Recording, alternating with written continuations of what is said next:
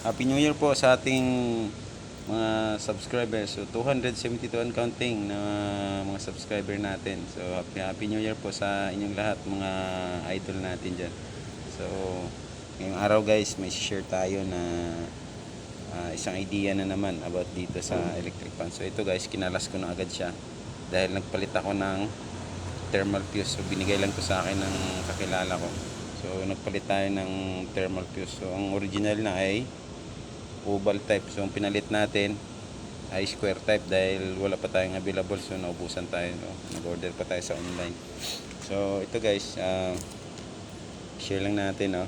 Total nakakalas na rin to. Ipakita natin. So yan, pupunain nyo. Pag may grupo siya guys na tigda dalawa yung mga wire dito, ng mga wire. So ibig sabihin sa mga speed niya yan sa 1, 2, 3 ng mga grupo niya. So sa speed po yan pag nakikita natin na dalawa. Pag single naman, katulad nito, yan single, yan ito. Yan nakikita niya. Single wire. Tapos ito yung sa kabila, ganun din, single wire din, tulad nito. Yan. So pag single wire, so ibig sabihin yan, papunta yan sa ating capacitor. Tapos yung isa,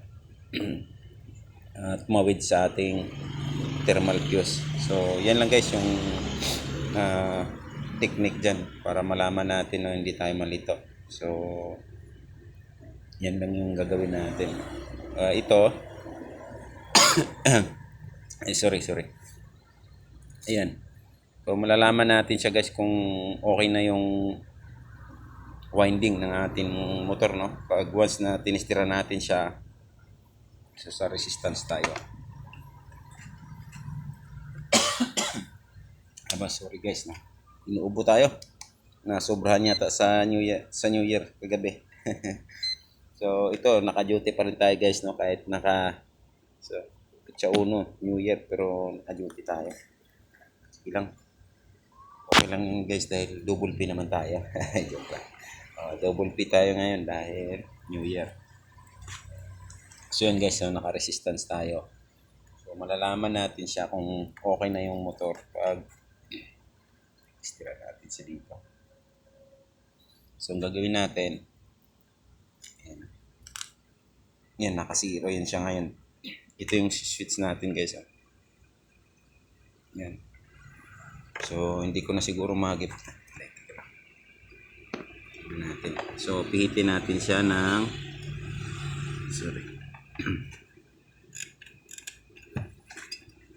hirap. Ayan, so zero pa lang muna yan. So saan na ba yun? Ayan, ilagay natin siya guys sa number 1. Tapos balikan natin dito. So naka number 1 yan siya ngayon guys. Isip lang natin. Medyo masilang. Mamaya maputol yung winding ng ating motor. So ayan. So yan guys, punain nyo.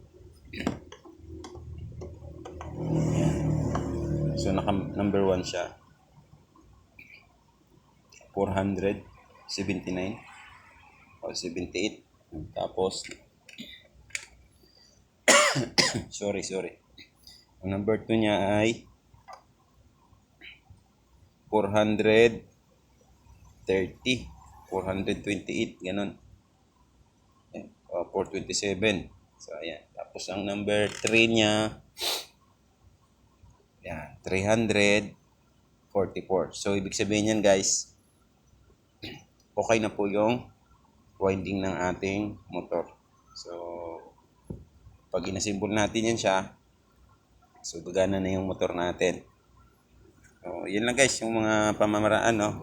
Para malaman natin kung good pa or bad yung kung open na yung winding ng motor ng ating mga electric fan. So pag nagpalit naman tayo ng thermal fuse, so ingat lang tayo guys pag nagpalit tayo dito dahil alam naman natin na maliit yung mga hibla nito. May possible talaga na maputol siya pag medyo maunat natin siya ng konti. Alam naman maliliit lang ito masyado. So delikado.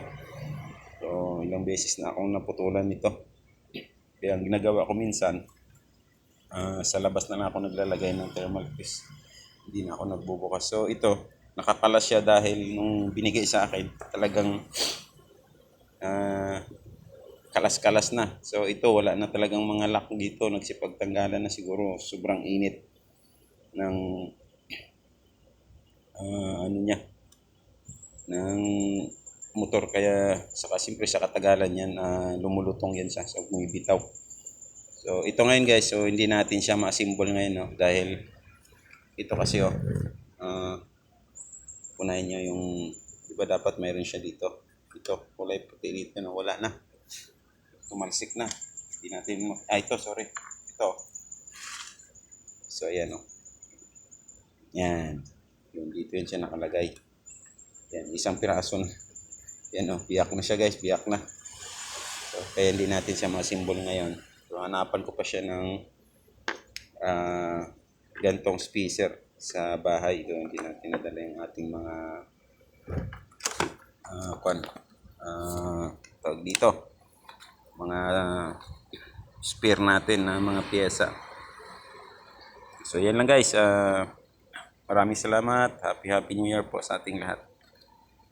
Paki-subscribe naman guys sa ating sa ating channel.